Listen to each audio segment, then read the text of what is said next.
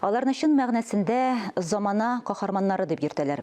Казанда безнең заман каһарманы һәм кечкенә геройлар форумы премияларын тапшыру тантанасы үтте.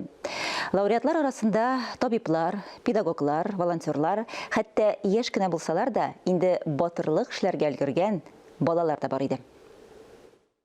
Кечкенә геройлар үзләренә карата айрыша зур соклану уята. Олларча җитди батырлык эшләп ихтирам яулаганнар.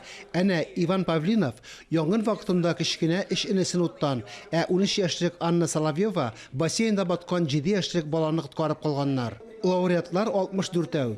Алар арасында пандемия вакытында эшләрен дәвам итүче табиблар да бар. Сергей Кривошапка ярты ел буе ковид госпиталендә эшләгән. Батырлыкка һәр вакыт урында, вакытта табыла.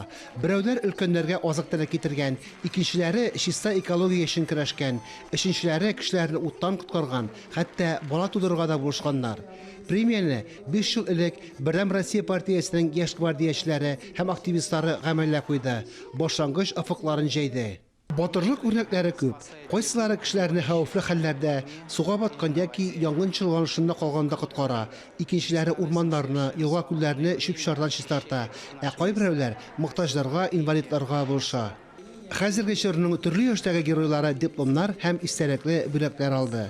Фәнис Мөхәммәтов, Ралина Абрамова, Ирек Хәмидуллин, Татарстан яңалыклары.